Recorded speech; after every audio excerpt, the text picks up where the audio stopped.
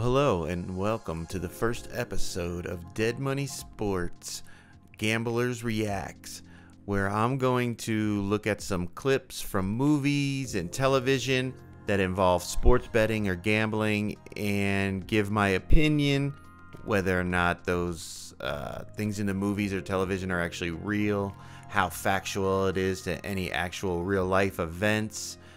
Whether or not, you could actually do the things that some of these sports bettors are doing in these movies, and just discuss the overall way that Hollywood interprets the gambling and particularly the sports betting market and the world of sports betting in general. So we have a couple of movie clips that we're going to look at here. And spoiler alert, there will be discussions about the movie's plot lines, potentially the endings. So just be aware if you plan on watching these movies, you haven't seen them yet, just know that you might learn something about the movies that you wouldn't know in advance. But so let's go ahead and get right into it. Hopefully we can make this a continuing series. This is episode 1, and the first movie that we're going to take a look at is one of my personal favorites. It's The Last Boy Scout. It came out in 1991, stars Bruce Willis, Damon Wayans, and there's a brief appearance in the beginning of the movie by a very young and up-and-coming Halle Berry. But the movie, the plot line of the movie is essentially that owners of the professional football teams want to get sports gambling legalized to, bring more attention to the game. And remember, this is 1991 when this movie came out. Sports betting was only legal at the time in the state of Nevada within the United States. So what these owners are doing is they're attempting to get politicians to vote to legalize sports betting, and some of them they're having to bribe. And one very influential politician is being greedy, and he wants way more than the owners are willing to pay. So essentially they decide that it's easier to get rid of him than it is to pay him, and they're going to use Bruce Willis's character as the fall guy and just replace him with a more friendly politician that will vote the way they want. So the movie is built around the legalization of sports betting all the way back in the early 1990s. But first clip we're going to look at is the opening sequence, and there is an element of sports betting involved, but it is really just one of those opening sequences that just grabs you and makes you want to watch the rest of the movie. So that's why I really wanted to take a look at it. So let's get into it and check out the opening scene of The Last Boy Scout. I'm going to let it play through its entirety, and then when it's over, we'll discuss what we think about it and what's going on in this scene. So here we go.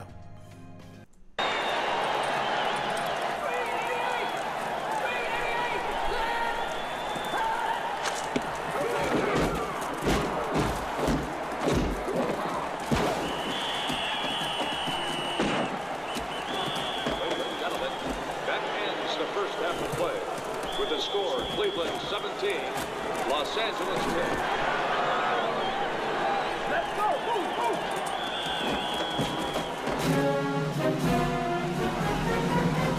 Billy Cole! Billy Cole! First half stuck! Open the holes up! Get in there like hogs, like pigs! Billy Cole! Got a call on line 3. Get in this half and kick some butt! Let's get out of this town as a winner! I hate Cleveland! Hello? Hello, William. This is Milo. There's a lot of money riding on this game tonight. You better start scoring some touchdowns, William. Just do whatever it takes, understood? Or else you're history. Whoa! Welcome back for the second half. We're at Municipal Stadium in Cleveland, the site of tonight's confrontation between the LA Stallions and the Cleveland Cats. I'm Vern Lundquist along with Dick Butkus. And yes, friends, it really is that wet. Well, Vern, even though the Stallions trail 17-10, there walks a happy man, Sheldon Marcon, owner of the LA Stallions. His team sits atop the Western Division at 6-2. Sheldon is standing by right now with Arlen Swan. Let's go down to them. 29,256. That's pretty poor attendance, even for a night like this, wouldn't you say? I wouldn't say, Lem. Perhaps then you can explain the drop-off in attendance and TV ratings. Are we witnessing the death of professional football? Oh, I think that we're witnessing the death of good journalism, Lem.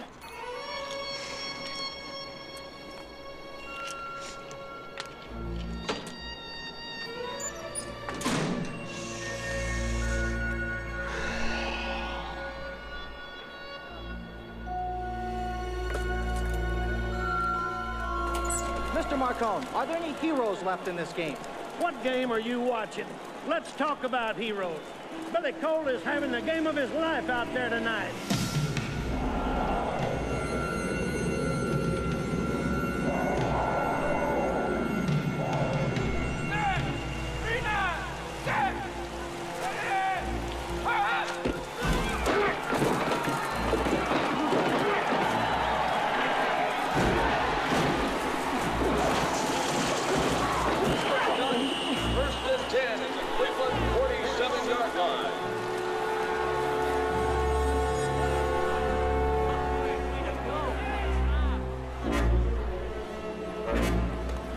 First and 10, less than 2 minutes remaining. This is probably LA's final possession. The Stallions need 7. A field goal will not do. And Dick, you've got to be thinking, get the ball to Billy Cole.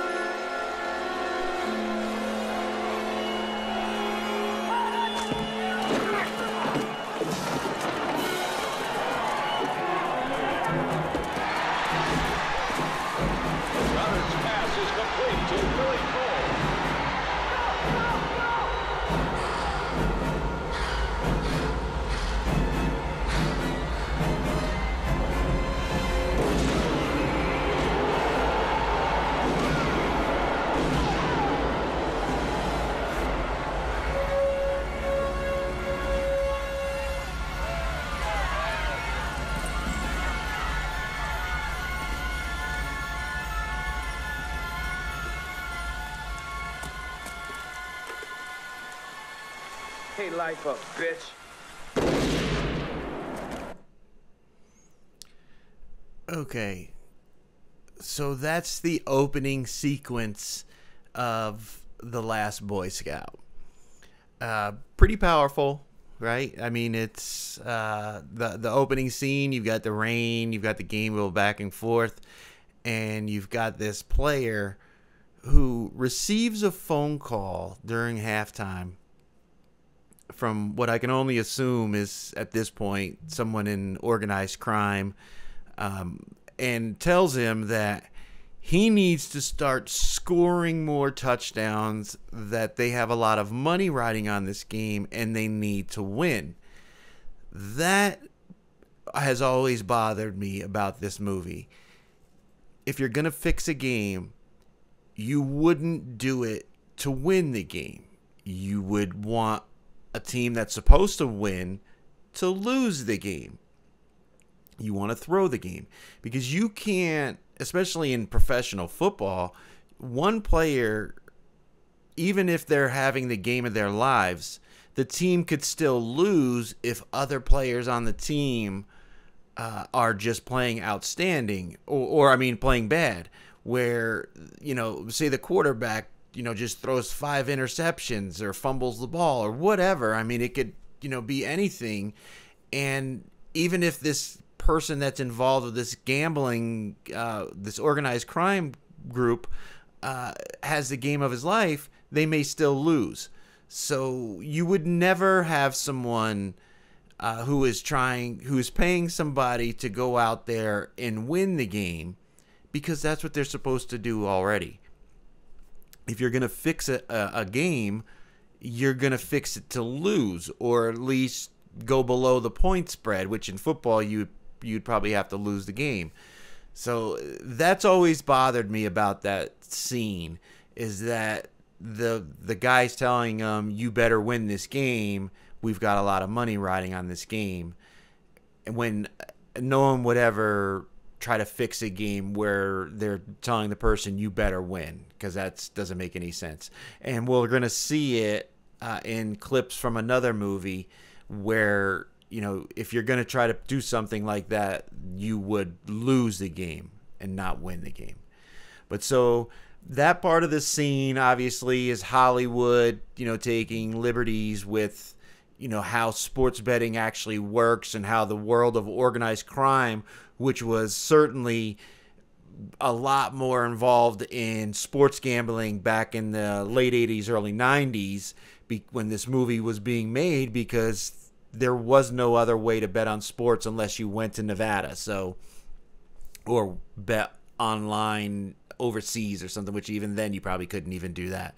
So that's always bothered me, because I wish they would have just... But then how do you make the guy have the next part of this scene where he's got to score the touchdown, which is another thing about this scene that it's just total Hollywood, because did this guy bring the gun with him to the stadium before the game started? He's in Cleveland. He's playing for the Los Angeles team. Did he fly it? I mean, I guess in the 90s before 9/11, you could have potentially brought a pistol in your carry-on luggage, or in your checked-in luggage. But still, did he bring the gun with him to the stadium? And then for him to go out there and just start shooting the defenders in order to score the touchdown, that's not going to count for anything, even though, you know, he, you know, turns the gun on himself there at the end. But still, it's just total Hollywood. But it's one of those scenes where, you know, you want to watch the rest of the movie. So I really like it. I like the movie, obviously, because when it came out in the 90s, them talking about getting sports betting legalized, you know, was something a lot of people wanted, but it obviously took all the way until when the Supreme Court changed the laws that other states were allowed to have legalized sports betting. But so this, for being in the early 90s, it was definitely a good movie. But so now we're going to take a look at another scene from this movie that touches on how football and sports betting were integrated with one another, even though for the most part it was frowned upon that people were gambling on sports by both the people who were running the NFL and essentially all the other states other than Nevada. So now here we are with another clip from The Last Boy Scout. And this is a scene where Damon Wayans' character, he was a quarterback for the LA football team, but he was suspended indefinitely for failing drug tests. And Bruce Willis is the last Boy Scout, as they say. You know, he's like goody two-shoes. And he catches Damon Wayne getting high and, you know, calls him out on it. And later on in the movie, you'll find out why. But Damon Wayans makes a very interesting statement during this dialogue regarding sports betting and the injury report. And so I want to play this scene right here, and we'll talk about it.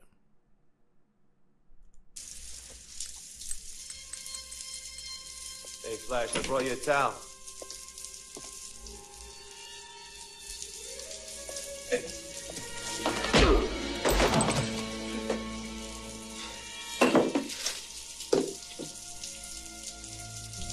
This is what you were looking for in Corey's apartment? Huh? This is what you're looking for? You found it? What are you doing? That's $1,000 worth of shit! The fuck out of my house before I break your goddamn neck.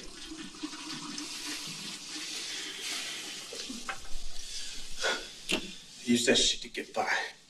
I don't use it. I get by. Get dressed and get out. All right, I forgot. Talking to Dudley, fucking do right. Shit happens real easy, man. Starts out painkillers. Using Demerol because your fucking knees are shot. Before you know it, you're chewing codeine with your pancakes. And then a truck comes out of nowhere. And you're talking to God. And you're saying, hey, help me out, big guy. I pay taxes. I go to church. What's with this dead wife and kid shit? But he ain't answering. He ain't taking no calls that day. Instead, I get a call from the fucking league. And they're saying, hey, kid, your career's over. I say, why? Because I gamble. Why is there a fucking injury report in pro football, huh? Nobody else has one. Pro football does. You know why? And so the gamblers will have a fucking accurate spread. It's all business now. They push you until you blow your fucking brains out. Just... So that statement right there, that was why I wanted to play this scene, because what he's saying is true. As far back as when they initiated the injury report was there so that handicappers would have an accurate way to create the point spread. There was no other reason for it to exist. And this is going back, this movie came out in 1991. So the writers of this movie were writing it in the late 80s.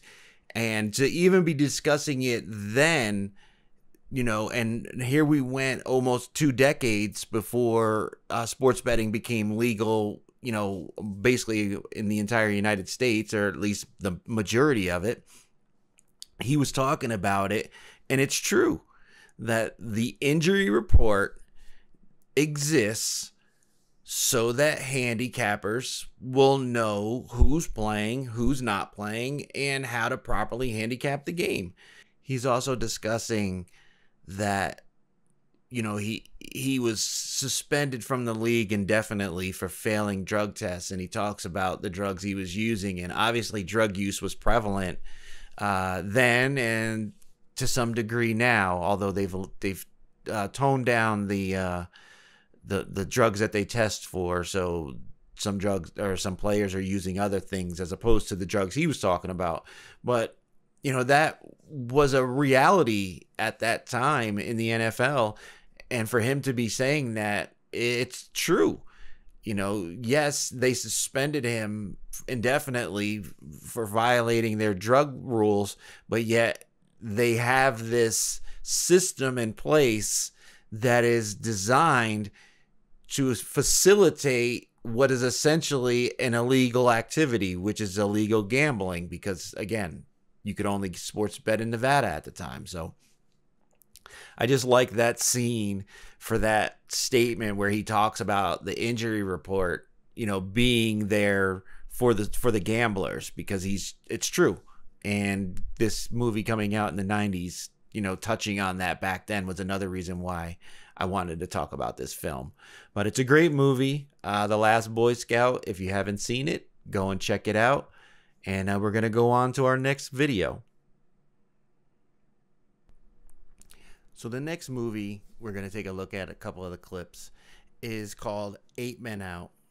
And that is a semi-biographical movie, came out in 1988, regarding the 1919 Black Sox, the team who was accused of throwing the World Series in collusion with a gambling syndicate run out of New York and Chicago.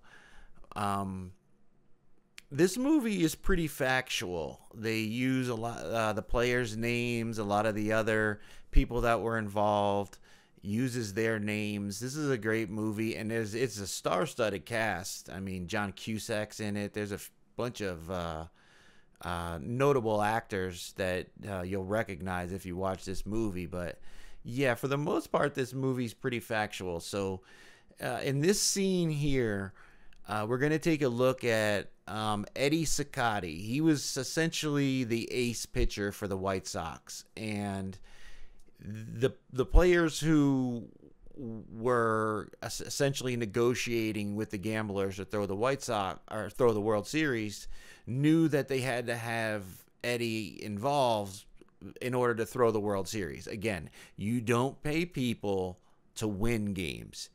Gamblers will pay somebody to lose a game. That way they can bet on the other side.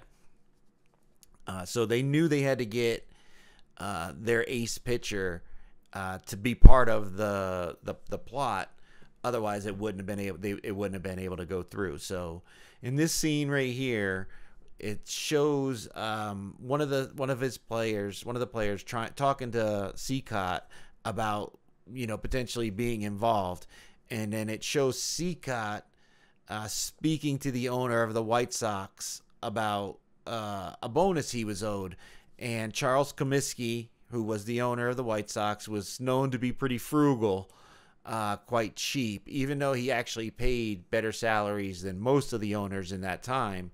The frugalness was essentially the catalyst of why the players, schemed to throw the World Series, because they weren't being paid what they felt they deserved, and it was kind of not only a way to screw over the owner of the team, but also to make some money out of it too. So we're going to take a look at Cicotte and his discussion with the players and with Comiskey, and this was essentially the sealing of the deal in order to throw the World Series. So let's go ahead and take a look at that clip. You got hurt, Tommy wouldn't even pay your train fare home. What do you do then? I hear you plan on sending those girls of yours to college. Look at Chick, will you just get off my back? Just hear me out, will you? Hey, what's your hurry? I got a meeting with the old man. Right now? Mm-hmm. 5, please. Hey, you wouldn't say nothing, would you, Eddie? You said if I won 30 games this year, there'd be a $10,000 bonus. So? I think you owe it to me. Harry, how many games does Mr. Cicotte win for us this year? 29, sir. You had Kid bench me for 2 whole weeks. You will get only the money you deserve. Anything else? No, Mr. Comiskey. That's it.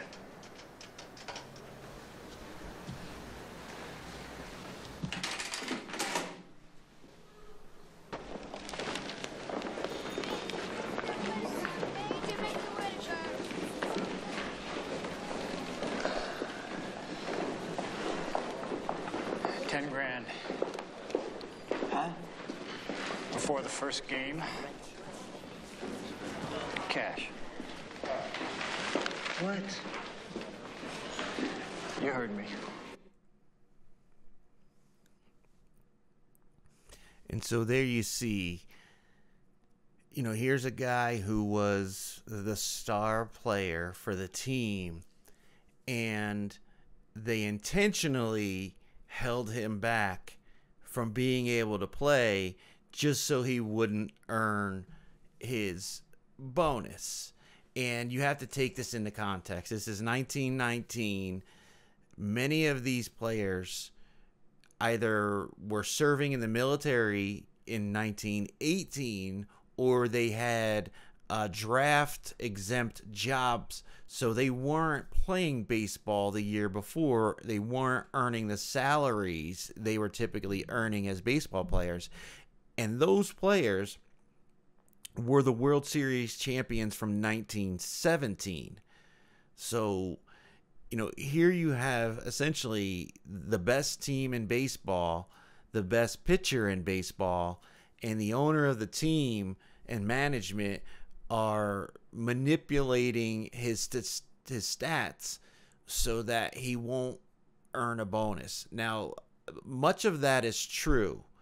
And there's also the rumor, it's never been proven, that the 1918 Chicago Cubs were actually the first team to throw the World Series, but they didn't have as many players involved, and it didn't become as big of a deal around the World Series leading up to the start of the series, where essentially all the people who were involved in the underworld had gotten wind of this fix, and it was just almost common knowledge as the World Series began. In fact, when the World Series opened up, the odds in 1919, it was the White Sox versus the Reds, and the White Sox were 5-1 favorites to win the World Series. And by the time it got to the start of Game 1, the Reds were the favorite because so many people had gotten wind that there was a fix in. And what we see here is that essentially it was over money, and that these players felt, that they weren't getting what they deserved, and decided that they were going to throw the World Series. And Eddie Cicotti was involved as far as all the evidence is concerned. And so we're going to take a look at a clip where the fix is officially put in, but you see why these players decided to go the route that they did was that they just felt like they weren't being compensated fairly for how successful the team was, and they all knew that they had a limited amount of time to earn the money they could as baseball players. Okay, and so here now we're going to look at this scene, and by the time they had actually gotten to the start of the World Series, it was almost common knowledge in the world of gambling that there was some kind of a fix in. And in order for the gamblers that had fronted the money to pay the players to throw the World Series, they had a signal. Cicotti was supposed to hit the first batter on the first pitch, and that would essentially signal to to the gamblers that the fix was in. And what we're going to see here is essentially that scenario, and the other players that were involved, essentially throwing the World Series. And the sports writers were, they ran in some of the same circles that were known gamblers. I mean, gambling in the stadiums was a common thing.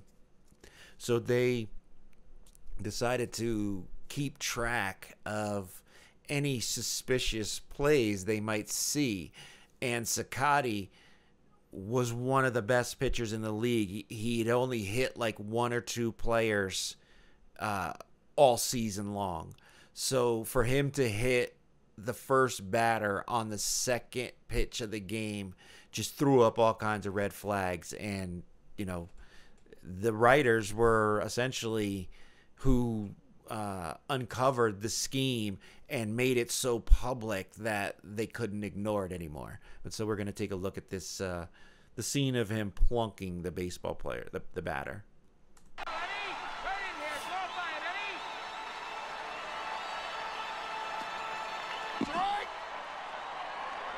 So he doesn't hit him on the first pitch. So everybody's like, uh-oh.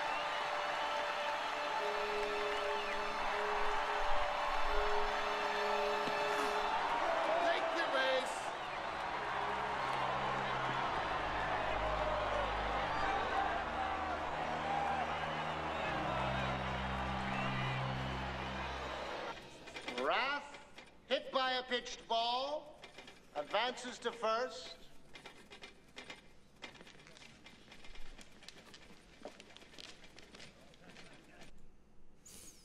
And so there you have it.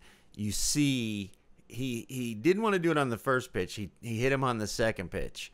But you see the gamblers in the crowd, and that is to represent Arnold Rothstein, who was the financier of the entire thing that the fix was in. And so from this point on, they know that, they've got the ace pitcher in the bag, and that the plan is in motion. And so let's take a look at what the sports writers think.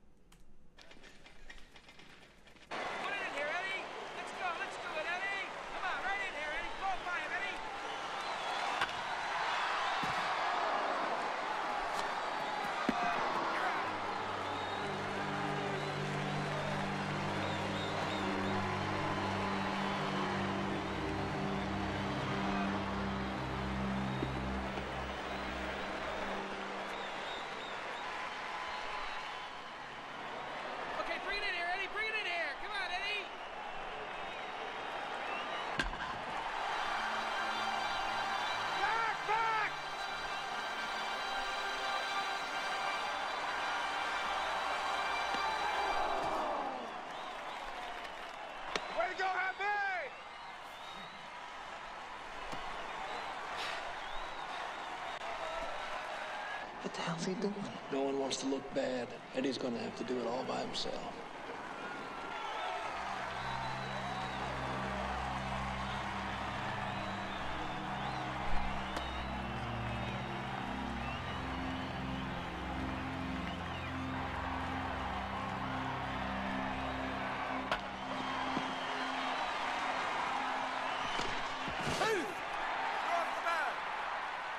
Come on, guys, it should have been 2.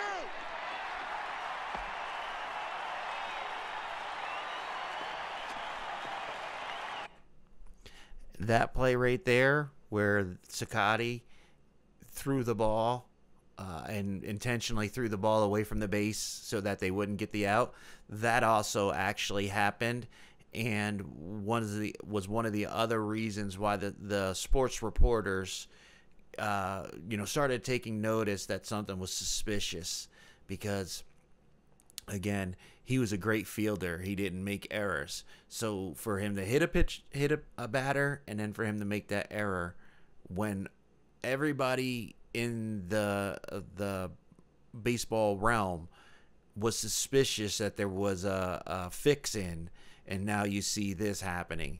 So again, it's just more reason for these investigative journalists to be digging in and trying to find out what's actually going on. What out?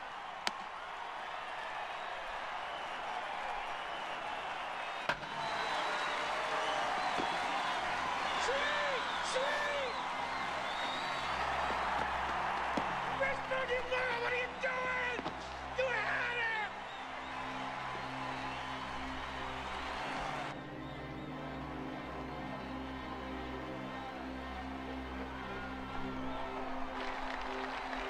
Come on, Eddie, cut him down!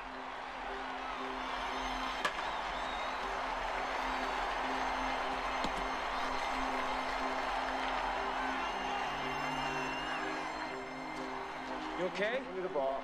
Take it easy. Give me the ball. Eddie, keep it down!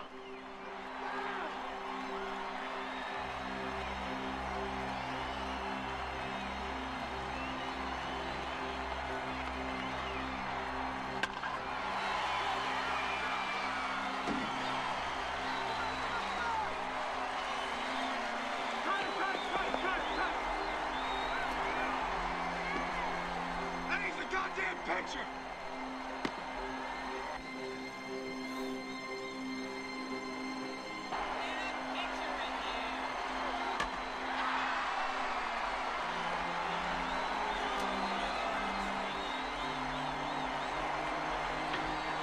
And so there you see, that there was suspicion right off the bat. And then in the first game, when the star ace pitcher just starts, playing like, he's not the best pitcher in baseball, it just drew all kind of attention from the reporters, who had already gotten wind that there was a fix-in, because again, they hang out in the same places as some of these gamblers are at, and so they started keeping track, and they were the ones who eventually made such a big deal about it that the Major League Baseball had to open up an investigation. And before that, before the 1919 White Sox scandal, they didn't have a baseball commissioner. They got a commissioner in order to bring order back to baseball, because people weren't trusting it as a sport, because they thought that, you know, the mob was fixing games all over the place and they had to get their reputation back. So they created the office of the commissioner of baseball. Now, there was criminal charges brought against the 8 players that were implicated in the Black Sox scandal, but they were all found not guilty. So they were never criminally charged for throwing the World Series, but the newly created commissioner of baseball, in order to bring back the reputation, suspended all 8 of them for life. And we're going to take a look at this scene from Mountain Landis, the commissioner, the first commissioner of Major League Baseball. And there's a speech in this scene, and it is the actual speech that he gave after the not guilty verdict came back with the 8 players involved in the Black Sox scandal. So let's go ahead and take a look at that scene. And so here we have the scene that it kind of shows the contrast, because Charles Comiskey had originally said that if they were convicted, if these players were convicted, they would be kicked off the team forever. But after they were found not guilty, he would bring them back on the team. So when the not guilty verdict came in, the players thought, wow, you know, we're back. We're going to be back on the team. Everything's forgiven, and we're going to move forward. So they're celebrating. But as they're celebrating, the newly created commissioner of baseball makes this speech where he announces that they're all suspended indefinitely for what they've done. And the speech that you're about to hear is actually the speech that was given when he suspended these players indefinitely for throwing the World Series. So let's check this out.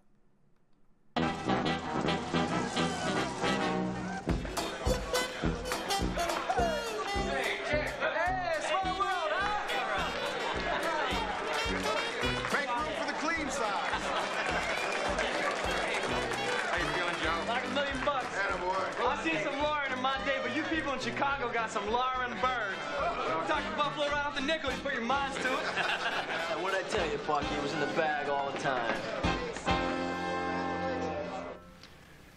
Regardless of the verdict of juries, no player who throws a ball game, no player who undertakes or promises to throw a game, no player who sits in conference with a bunch of crooked players and gamblers where the ways and means of throwing a ball game are discussed, and does not promptly tell his club about it, will ever play professional baseball again. And so there you see, you know, the commissioner of baseball essentially saying that I don't care that you somehow got out of the legal ramifications of your actions.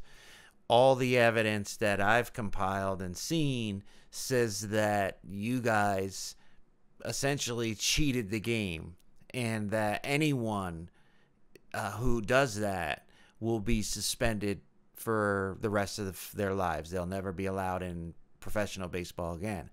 And we've seen this particularly recently with a few players being suspended for being involved in gambling. And then obviously the very famous case of Pete Rose. And, you know, the hits leader of Major League Baseball is not allowed in the Hall of Fame because he was caught gambling on baseball.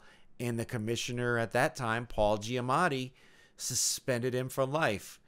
And now, you know, that just goes to show you how serious they'll take it, that if they'll keep the person who is the hits leader in Major League Baseball out of the Hall of Fame, that no other player is immune to that type of punishment. Now, in Pete Rose's his instance, I think he would have been reinstated eventually had Paul Giamatti not died just a few days after he made the announcement of suspending Pete Rose. And what we've seen that started with this suspension is that future commissioners do not overturn prior commissioners' suspensions, because there were players on the Black Sox team who were pretty much exonerated from being involved in this, or at least one of them was, and yet no commissioner after would reinstate him because they don't reverse the decisions of the prior commissioner. And I believe that's why Pete Rose remains suspended to this day, is because when Paul Giamatti died, no commissioner moving forward was going to overturn his decision, which, you know, it lets them off the hook in a way, and it also makes an example of Pete Rose to every other player. But here we see the first commissioner of Major League Baseball indefinitely suspending the 8 players involved in the Black Sox 1919 scandal for the remainder of their lives. That's how serious they took it in order to get the reputation of baseball back. And again, the speech that he just read is verbatim what was actually said regarding the banishment of those 8 players. So that's the 8 Men Out. 1988, that movie came out. And again, it's semi-biographical because the names are correct, and a lot of what actually takes place in the movie is directly from what actually happened in real life. So even though they do take some creative liberties, for the most part, it's pretty accurate. So the last film we're going to take a look at is Two for the Money. And this movie takes place around the sports touting industry. And it takes a look at, some of these touts that were out in the 90s. There's rumor that the main character, Al Pacino's character, is based on Stu Feiner, who is currently with Barstool Sports. He does the Sports Advisors, their NFL sports pick show. It's kind of an entertainment show. I enjoy it. I like it. But supposedly this character is loosely based on Stu Feiner, who did in fact have a show that they put out where they do what we're gonna see. And they also had, a tout service where they got paid for, giving their picks to gamblers. And so we're going to take a look here. This is Two for the Money. And this is when Matthew McConaughey, his character, first meets the owner of the tout service. He has a very successful week, and they want to bring him on and make him part of the team. And so this is him meeting the Al Pacino character for the first time. Here we go. No, everything's about money. Listen, this Sunday, my little girl, an angel, turns 6. This is not likely to happen again. She loves elephants. Your circus has 10. I only need 1. Now, my little girl's happiness is in your hands. I don't need parenting advice from a guy who doubles as a clown. I need a elephant. Now, I'm willing to pay. What'll it take to grease your wheels and get one here this weekend? Hello? Find Ringling Brothers. Get someone on the phone who understands profit. Whoa! Brandon Lang. The Marlboro man here. Nice to meet you. Hey, you're in great shape. I've been in better. Oh, you're modest, too. Oh, modesty, not a virtue. Could be a vice. Sit down. You know, there are rules to success, my friend. Rule number 1 is know what you don't know, and know that I gotta know everything you know as soon as you know it. Sooner. Yes, sir. You ever sell before? No. You religious? I believe in God. Hey, Liz. This is me 30 years ago, right? It's remarkable, the resemblance. Yeah. I mean, he's a little taller. I'll give him that. Oh, boy, you know, I'm not supposed to do this. It's bad for my condition. Nobody knows this, Liz, okay? So before I die, you do anything other than sports phone in Vegas? Just the 900 recordings, you know, $10 a call. That's chump change. I mean, we're going after much bigger fish here. You know, networks don't talk about it. Government can't tax it. But sports betting is a $200 billion a year business. Whoa. Yeah, a lot of gamblers out there, man. And they have needs. And come Monday morning after a losing weekend, they got big needs. Gargantuan. See that? That's every football game played last Sunday. You know why Monday Night Football is the most watched football game in a week? Because Monday's the last chance bettors have to climb out of the hole they got themselves in order to pay their bookies on Tuesday. Sports betting's illegal, 49 states, including this one. But what we do is not. We are 100% legal, like stockbrokers. Only instead of touting stocks, we advise people on how to bet. Now, if a client wins by taking our advice, we get a percentage, or we ask for one, which they will gladly give us because they want to keep getting the advice. But if they lose, we get zip. So the object here, my dear, tall, athletic, religious friend, is to win. And so there you see him explaining it to him. And that's basically what a tout service does. They give gamblers tips to bet, and if they win, they expect a payment, and if you don't pay, you don't get the tips next time. And he's right. At this time, when this movie came out, before the Supreme Court had changed the laws, you could only legally sports bet in one state, and yet, you know, there are billions and billions of dollars being gambled every year. So, you know, there's all this underworld action going on. So they found a way to profit off of that legally by touting. And we see this more and more and more and more. I mean, I have my own show where I give out my picks for the Circa Millions contest, which I've cashed in.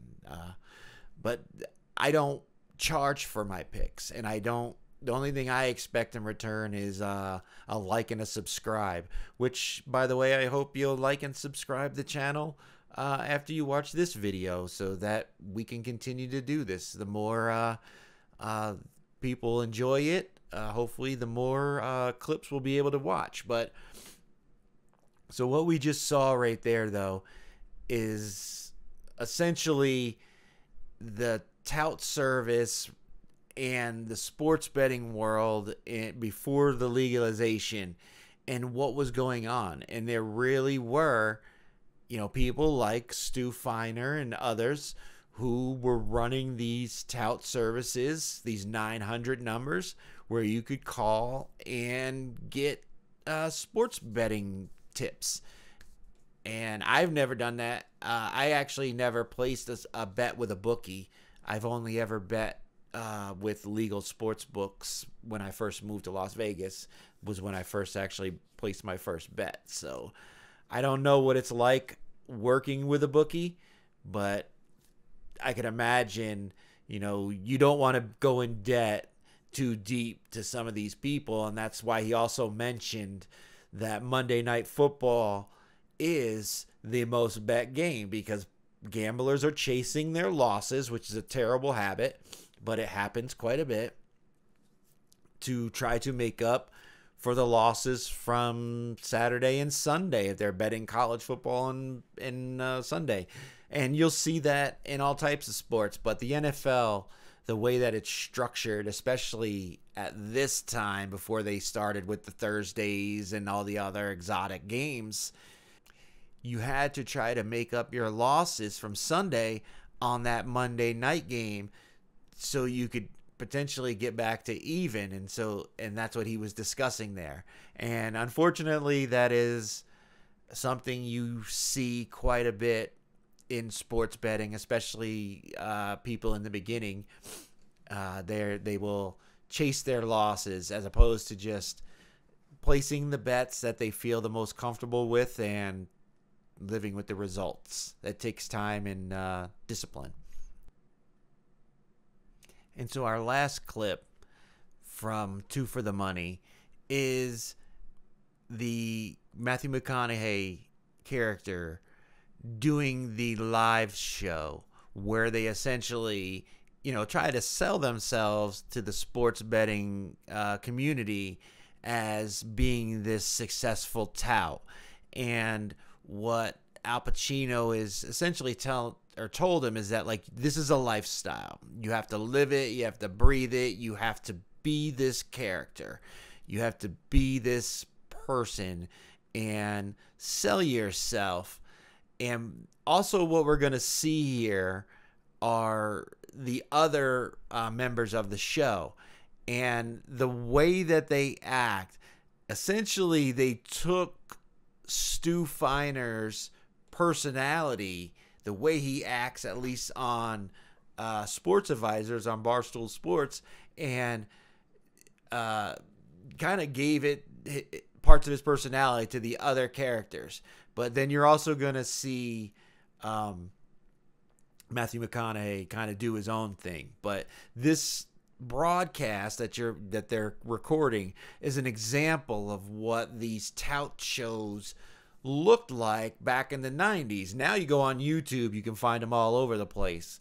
But at the time, this was a novel idea. And at the time, Stu Finer was quite successful with his operation. But from what he said, the IRS eventually got involved, and it got a little sticky. But so let's take a look at this clip here. Remember, stay with the script. 45 seconds. That's a for lifetime. You, boss. This is for you. Tony, you good? Okay, sounds good. Hey, everybody, we're gonna go. We back? We go places? John Anthony, huh? Yep. All I see is another wannabe in a $1,000 suit. Word to the wise, keep the suit you came in with. All right, Jethro? Good luck to you. In 5, 4, 3, 2. Welcome to this week's edition of Sports Advisors, America's premier sports information program, with myself, Walter Abrams, Jerry Sykes, Chuck Adler, and a truly gifted newcomer to the Sports Advisor panel. I want you to meet him, a substantial find, and his name is John Anthony. Okay, we're entering week 6 in professional football. This is when the cream rises to the top. This is when things get hot. This is oven mitt time, am I right? This is big-time ball season. So let's get right into it with the Wizard of Odds, Jerry the Source Sykes. Jerry. Stats, records, rankings, weather. If the goalpost is tilted just a little bit, the Sykes system uses 42 proven indexes to eliminate the guesswork in sports wagering. Without my patented computer-based picks, you got a better shot of having God show up at your door with 9 strippers, a bag of pure Bolivian cocaine, enough Viagra to make Chuck's head blow off, than picking these things on your own. I'm telling you, you call me absolutely free. I got 5 picks this weekend that are incredible. 1-800-238-6648. Give me a call. How many gamblers did I bail out last weekend with my game of the year? A $100 bettor made $10,000. A $500 bettor made $50,000. Well, I got 6 games on Sunday that I'm releasing absolutely free. These games are a burial, a blowout, a human lock. You can bet your unborn children on these 6 games. Absolutely! Oh, I believe. Oh. And so there you see, if you've ever watched Sports Advisors on YouTube, Barstool Sports, you'll recognize those mannerisms that those guys are doing are essentially the personality of Stu Finer. So I do believe there may be some truth to the fact that the writers of this movie, or at least the screenplay, certainly used some of Stu Finer's early broadcasts to create these characters here. But what you're seeing is an example of what a tout show looked like in the 90s. And, sports betting was essentially illegal, like he said, in 49 of the 50 states. And yet, there's billions and billions of dollars being bet every season.